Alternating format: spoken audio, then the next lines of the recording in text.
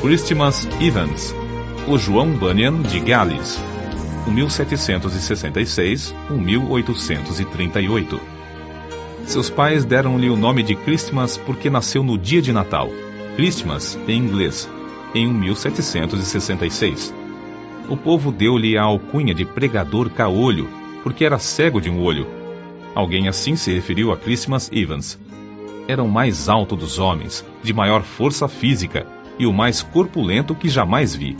Tinha um olho só, se há razão para dizer que era olho, pois mais propriamente pode-se dizer que era uma estrela luzente, brilhando como Vênus.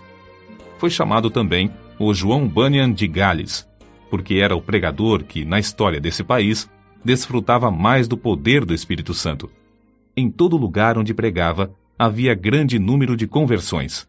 Seu dom de pregar era tão extraordinário que, com toda a facilidade, podia levar um auditório de 15 a 20 mil pessoas, de temperamentos e sentimentos vários, a ouvi-lo com a mais profunda atenção.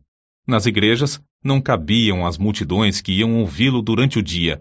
À noite, sempre pregava ao ar livre, sob o brilho das estrelas. Durante a sua mocidade, viveu entregue à devassidão e à embriaguez. Numa luta, foi gravemente esfaqueado. Outra vez, foi tirado das águas como morto, e ainda doutra vez, caiu de uma árvore sobre uma faca. Nas contendas era sempre o campeão, até que, por fim, numa briga, seus companheiros cegaram-lhe um olho. Deus, contudo, fora misericordioso durante esse período, guardando-o com vida para, mais tarde, fazê-lo útil no seu serviço. Com a idade de 17 anos, experimentou a graça da salvação. Aprendeu a ler e, não muito depois, foi chamado a pregar e separado para o ministério. Seus sermões eram secos e sem fruto até que, um dia, em viagem para Maintward, segurou seu cavalo e entrou na mata, onde derramou a sua alma em oração a Deus. Como Jacó em Peniel, de lá não saiu antes de receber a bênção divina. Depois daquele dia, reconheceu a grande responsabilidade de sua obra. Regozijava-se sempre em espírito de oração e surpreendeu-se grandemente com os frutos gloriosos que Deus começou a conceder-lhe. Antes dessas coisas acontecerem, possuía dons e corpo de gigante.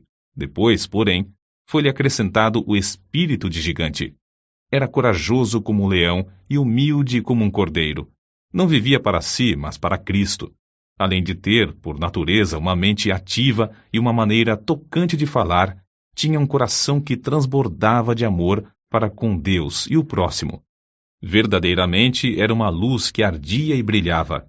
No sul de Gales andava a pé, pregando, às vezes 5 sermões num só dia. Apesar de não andar bem vestido e de possuir maneiras desastrosas, grandes multidões afluíam para ouvi-lo. Vivificado com o fogo celestial, subia em espírito como se tivesse asas de anjo, e quase sempre levara o auditório consigo. Muitas vezes, os ouvintes rompiam em choro e vivenciavam outras manifestações, coisas que não podiam evitar. Por isso, eram conhecidos como saltadores galeses. Era a convicção de Evans que seria melhor evitar os 2 extremos, o excesso de ardor e a frieza demasiada. Deus, porém, é um ser soberano e opera de várias maneiras. A alguns ele atrai pelo amor, enquanto a outros ele espanta com os trovões do Sinai, para acharem preciosa paz em Cristo. Os vacilantes, às vezes, são por Deus sacudidos sobre o abismo da angústia eterna, até clamarem pedindo misericórdia e acharem gozo indizível. O cálice desses transborda até que alguns, não compreendendo, perguntam: por que tanto excesso? Acerca da censura que faziam aos cultos, Evans escreveu: admiro-me de que o gênio mau, chamando-se o anjo da ordem, queira experimentar tornar tudo na adoração a Deus em coisa tão seca como o Monte Gilboa. Esses homens da ordem desejam que o orvalho caia e o sol brilhe sobre todas as suas flores, em todos os lugares, menos nos cultos ao Deus Todo-Poderoso. Nos teatros, nos bares e nas reuniões políticas, os homens comovem-se, entusiasmam-se e são tocados de fogo como qualquer saltador galês. Mas, segundo eles desejam, não deve haver coisa alguma que dê vida e entusiasmo à religião. Irmãos, meditai nisto. Tendes razão ou estáis errados? Conta-se que, em certo lugar, havia 3 pregadores para falar, sendo Evans o último. Era um dia de muito calor. Os primeiros 2 sermões foram muito longos, de forma que todos os ouvintes ficaram indiferentes e quase exaustos. Porém, depois de Evans haver pregado cerca de 15 minutos sobre a misericórdia de Deus, tal qual se vê na parábola do filho pródigo, centenas dos que estavam sentados na relva, repentinamente, ficaram em pé. Alguns choravam e outros oravam sob grande angústia. Foi impossível continuar o sermão. O povo continuou a chorar e orar durante o dia inteiro, e de noite até o amanhecer. Na ilha de Anglesey, porém, Evans teve de enfrentar certa doutrina chefiada por um orador eloquente e instruído. Na luta contra o erro dessa seita, começou a esfriar espiritualmente. Depois de alguns anos, não mais possuía o espírito de oração, nem o gozo da vida cristã. Mas ele mesmo descreveu como buscou e recebeu de novo a unção do poder divino, que fez a sua alma abrasar-se ainda mais do que antes. Não podia continuar com o meu coração frio para com Cristo, sua expiação e a obra de seu Espírito. Não suportava o coração frio no púlpito, na oração particular e no estudo, especialmente quando me lembrava de que, durante 15 anos, o meu coração se abrasava como se eu andasse com Jesus no caminho de Emaús. Chegou o dia, por fim, que nunca mais esquecerei. Na estrada de Dowdley, senti-me obrigado a orar, apesar de ter o coração endurecido e carnal. Depois de começar a suplicar, senti como que pesados grilhões que caíssem e como que montanhas de gelo se derretessem dentro de mim. Com esta manifestação, aumentou em mim a certeza de haver recebido a promessa do Espírito Santo. Parecia-me que meu espírito inteiro fora solto de uma prisão prolongada, ou como se estivesse saindo do túmulo num inverno muitíssimo frio. Correram-me abundantemente as lágrimas, e fui constrangido a clamar e pedir a Deus o gozo da sua salvação, e que ele visitasse de novo as igrejas de Anglesey, que estavam sob meus cuidados. Tudo entreguei nas mãos de Cristo. No culto seguinte, senti-me como que removido da região estéril e frígida de gelo espiritual para as terras agradáveis das promessas de Deus. Recomecei, então, os primeiros combates em oração, sentindo um forte anelo pela conversão de pecadores, tal como tinha sentido em Lane. Apoderei-me da promessa de Deus. O resultado foi que vi, ao voltar a casa, o Espírito operar nos irmãos de Anglesey, dando-lhes o espírito de oração com importunação. O grande avivamento vivido pelo pregador contagiou o povo em todos os lugares da ilha de Anglesey e em todo o Principado de Gales. A convicção de pecado, como grandes enchentes, passava sobre os auditórios. O poder do Espírito Santo operava até o povo chorar e dançar de alegria.